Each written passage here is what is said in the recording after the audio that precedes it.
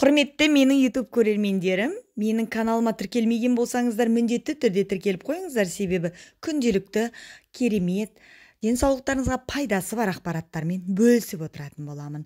Әлемде және Қазақстанда бие сүтінің танымалдылығы жыл сайын артып келеді. Ғалымдар бұл өнімді зерттеп, саумалдың адамға тигізетін көптеген пайдалы қасиеттерін анықтады.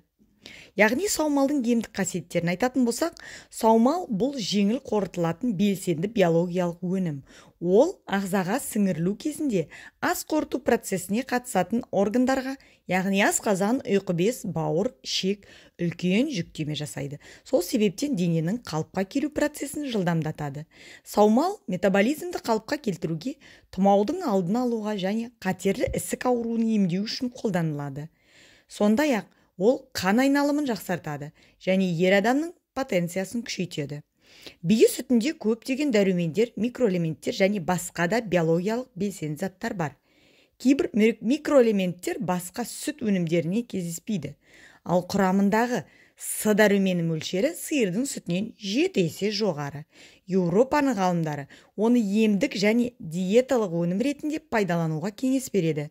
Саумалдың көмегімен иммундық жүйенің қызметін жақсартуға және асқазанның ойық жарасы ауруын емдеуге болады. Яғни қалай қолдану керек?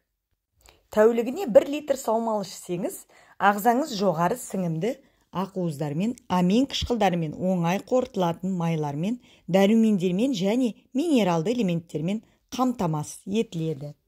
Емделу уақыты 1 ай, бірақ толық пайда алу үшін кейбір ережелерді сақтау керек. Мысалға, ол өзінің негізгі пайдалы қасиеттерін сауылғаннан кейін 3 сағаттың ішінде жоғалтады. Алайда саумалды мұздату арқылы өмірін ұзартуға болады. Ол барлық биологиялық белсенді компоненттер мен дәрумендерді сақтайды.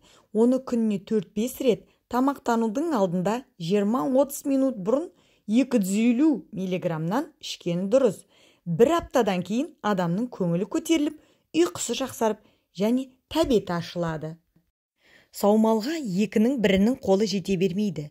Оны белгілі бір қалыпта ұстап тұруы да қиын. Бие сауғаннан кейін 10-15 минуттың ішінде ішілмесе, сүт өзгеріске ұшырайды. Ол сізге ем болмайды. 15-20 минуттан кейінгі сүт қышқылы көтерілуіне байланысты саумал асқазанға ауыр болуы да мүмкін. Оның құрамындағы витаминдердің өзгеруіне байланысты асқазандағы қышқыл көтеріледі де адамның іші жүруі немесе құсуы мүмкін. Пандемия кезінде көптеген дәрінің баламасына айналған ұлттық сусынның қадірін халық енді түсінді.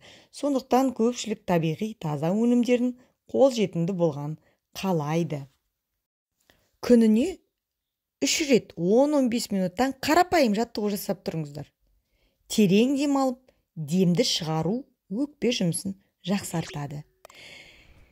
Сіздерге менің ақпаратым ұнаған болса, менің каналыма тіркеліп, подписка жасап қоюды ұмытпаңыздар. Рахмет.